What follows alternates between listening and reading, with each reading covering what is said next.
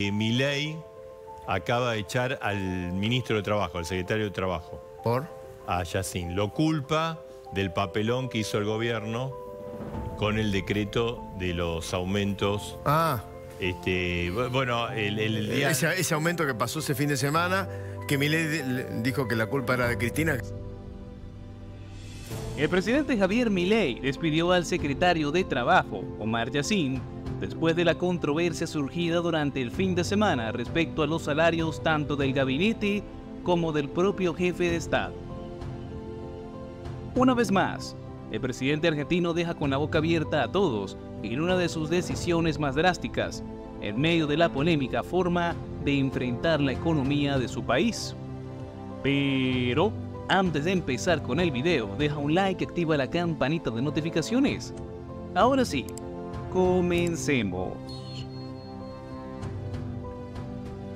Como todos los días, desde que Javier Milei tomó la presidencia de Argentina, la prensa nacional sigue todas y cada una de sus decisiones y su manera tan particular de anunciarlas. Este caso no es la excepción. Respecto a la decisión de despedir al secretario del Trabajo, el presidente Javier Milei expresó: "Lo he despedido por un error que no debió haber sucedido. Lo están notificando en este momento". El presidente prosiguió explicando que en el pasado mes de enero dio la orden de no aumentar los sueldos del personal jerárquico. Cuando se dio el primer aumento del 16%, no se les dio a los cargos políticos. Después, cuando se llega a un acuerdo de paritarias, hay una nueva subida de salarios y ahí se dispara un decreto que había enviado Cristina Kirchner, que señalaba que estos puestos jerárquicos no pueden ganar menos que las personas que están debajo en la estructura. Y eso disparó el aumento. Son decisiones tomadas debido al incumplimiento de una orden dada desde la presidencia y al parecer al presidente Milei le cuesta un poco negociar, así que prefiere tomar medidas drásticas para que sus planes no se vean afectados. Ahí tomamos dos medidas. El sábado mandé un decreto donde se retrotrae ese aumento, es decir, el mes que viene se descuenta, porque seguimos con la tesitura de que el ajuste lo pagan todos, en especial la política. Y segundo, he despedido al secretario de Trabajo, anunció. La mencionada polémica provocó un fuerte intercambio entre Milei y Cristina Kirchner a través de las redes sociales. Lo hacía más valiente, presidente. Resulta que se descubre que usted y su funcionario se aumentaron el sueldo un 48% y no se le ocurre mejor excusa que echarme la culpa a mí por un decreto que firmé hace 14 años. Mejor ni le digo a quién me hace acordar, con esto de echarle la culpa a una mujer. Más casta y menos original no se consigue, indicó la expresidenta de izquierda. Sobre este tema en específico, y con una respuesta bastante directa, como suele hacerlo siempre Milei, remarcó: "Ella no se hace cargo de su decreto, como no se hace cargo de muchas cosas. Le dije que resigne su jubilación de privilegio de más de 14 millones de pesos y que vaya por la mínima. Lejos de darme una respuesta, hizo psicología barata. Yo estoy tranquilo. La que tiene que estar nerviosa es ella". Y cerró esa idea diciendo: "La de ella no se toca. La he dejado expuesta frente a su incoherencia". El decreto 206-24, con fecha de 29 de febrero, que avaló el incremento salarial, llegó a la firma del propio Milei y fue criticada por la diputada Victoria Tolosa Paz, quien aseguró que el presidente pasó a cobrar más de 6 millones de pesos y un subsecretario supera los 4 millones. "Con el discurso de la austeridad nos miente", dijo la diputada, y además denunció que el presidente Javier Milei autorizó por decreto un aumento del 48% entre enero y febrero para el personal jerárquico del Poder Ejecutivo. El presidente Milei firmó el decreto 206-24 con fecha 29 de febrero, en la que se autorizó un aumento del 12% en febrero para los cargos jerárquicos producto de la paritaria del empleo público. También se sumó un 14% de la paritaria de diciembre que no se aplicó en enero para esos cargos y en el mes de febrero se incrementó la base general de cálculo de remuneraciones del CINEP en un 16%, como se dice en la jerga del Estado, la cantidad de UR, detalló Victoria Tolosa Paz. También se dio a conocer que desde su bloque, Unión por la Patria, presentará un proyecto para derogar el aumento otorgado por las autoridades del Congreso Nacional para los legisladores nacionales, pero reclamó que la Casa Rosada haga lo propio con el decreto de aumento para el Poder Ejecutivo. En el mismo proyecto, pedimos que se suspenda el traslado de los aumentos paritarios para los altos cargos jerárquicos en todos los poderes del Estado, legislativo, ejecutivo y judicial, agregó. Toda esta información la hizo pública a través de sus redes sociales y fue compartida también por el expresidente Alberto Fernández. El anuncio formal se hizo en la habitual rueda de prensa que ofrece en Casa Rosada. El vocero Manuel Adorni se refirió a la salida de Yacine y amplió: es una decisión del presidente. El secretario es un colaborador más. Se habían dado diferencias de criterios en otras cuestiones, y esto fue un error más que desembocó en su despido. Cuando la confianza en un funcionario se termina, es lógico que el presidente prescinda de ellos.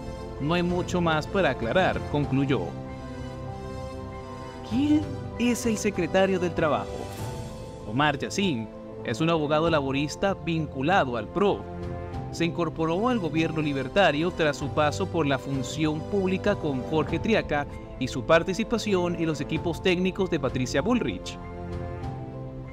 Milei lo seleccionó por sus sólidos contactos en el ámbito sindical y su destacada trayectoria profesional. Es reconocido como especialista en derecho laboral, además de desempeñarse como profesor adjunto de Derecho del Trabajo en la Facultad de Derecho de la UBA y subdirector del Instituto de Derecho del Trabajo del Colegio Público de Abogados de la Capital Federal. Es el cuarto funcionario destacado en abandonar el gabinete en tan solo 3 meses de gestión. Antes que él, renunciaron Osvaldo Giordano, el extitular de la ANSES, que inició la investigación que desencadenó el escándalo de los contratos del Estado con Nación Seguros, lo que llevó a la imputación del expresidente Alberto Fernández. Milei lo destituyó tras el revés parlamentario de la ley Omnibus, debido a que su esposa, la diputada Alejandra Torres, votó en contra del proyecto. Anteriormente, decidió solicitar la renuncia de la secretaria de Minería, Flavia Rollón, y el ministro de Infraestructura, Guillermo Ferraro. En el primer caso, su partida estuvo relacionada con el fracaso de la Ley Bases en el Congreso, debido a la conexión de la exfuncionaria con el gobernador de Salta, Gustavo Sáenz, uno de los mandatarios provinciales señalados por el presidente como responsables del rechazo de la iniciativa. En cuanto a Ferraro, fue destituido por divulgar información confidencial del gobierno, con una amplia experiencia en la función pública durante distintas administraciones. Fue recomendado a la libertad avanzada por Karina Milei, la actual secretaria general de la presidencia. Para entender un poco más la explicación de su decisión, el mandatario aseguró: cada día que pasa encontramos una nueva norma que favorecía a los políticos y perjudicaba a los argentinos. Con nosotros, los perjudicados van a ser los políticos. Obviamente vamos a derogar ese decreto y retrotraer cualquier aumento que la planta política haya percibido, sostuvo el jefe de Estado. Por otra parte, Milei consideró que en un momento de crisis como el actual, en el que la sociedad argentina está realizando un esfuerzo heroico, los políticos tienen que ser los primeros en poner el hombro. Se acabó la joda de la política. Entre la decisión de echar a Yacine y sus múltiples justificaciones, el presidente evitó aclarar por qué aparece su firma en el decreto 206/24 del 28 de febrero, que otorgó un aumento salarial del 48% para él mismo y sus ministros. Las opciones son que no haya leído lo que firmó, que alguien le falsificó la firma o que directamente firmó el decreto a sabiendas. Así lo explicó con claridad en Twitter la exsecretaria de Legal y Técnica, Vilma Ibarra. Milei dijo que le informaron que se había aumentado su sueldo, el de sus ministros y secretarios. El decreto 260, que lo dispone, lleva su firma, que es digital y exige token y contraseña, expuso la funcionaria. Si el presidente entregó el token y contraseña para que alguien firme por él, es responsable. Si el presidente firmó por sí mismo sin conocer el contenido del decreto, es responsable. Y si conocía el contenido de lo que firmó, le está mintiendo con descaro al pueblo argentino y también es responsable, dijo Ibarra para exponer los tres escenarios posibles.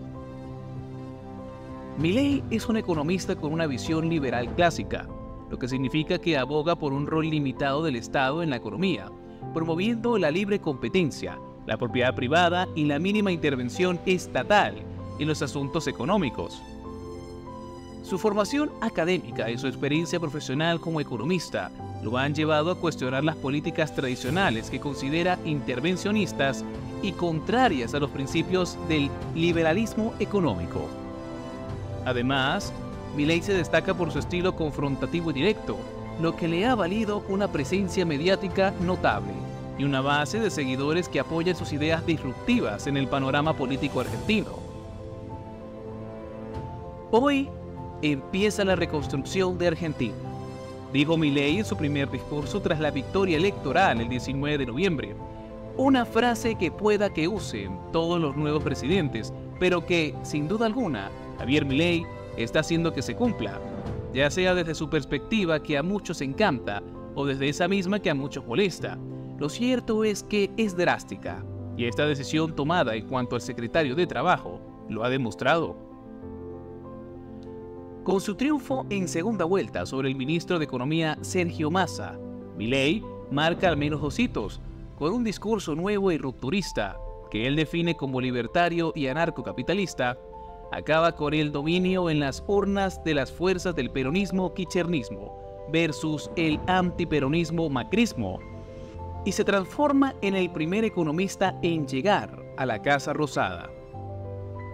Un dato que no es menor en un país que estuvo entre los más ricos del mundo y lleva años con una inflación galopante, que actualmente supera el 140% anual, e índices que ponen el 40% de las personas por debajo de la línea de la pobreza.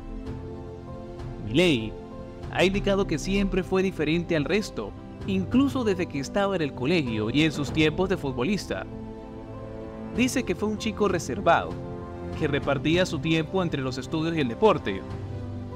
El apodo de El Loco se lo pusieron en los años que iba al colegio Cardenal Copelo, una muestra de que en sus días su tono, sus palabras y su imagen eran únicas entre sus compañeros.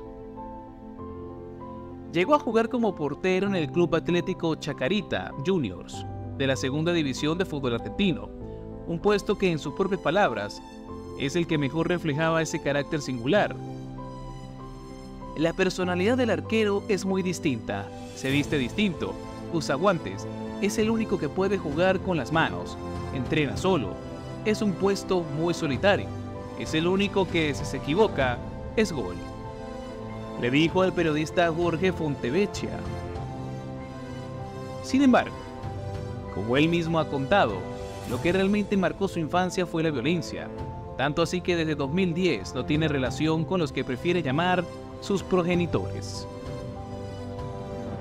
Milei recordó que el 2 de abril de 1982, mientras miraba por televisión al presidente de facto Leopoldo Galtieri anunciar el desembarco de tropas argentinas en las Islas Malvinas, Falklands, bajo control del Reino Unido, en lo que fue el inicio de una guerra que acabó con la vida de 655 combatientes argentinos y 255 militares británicos que, con 11 años, le dijo a su padre que la decisión del gobierno militar le parecía un delirio por la relación desigual de fuerzas entre un ejército y otro.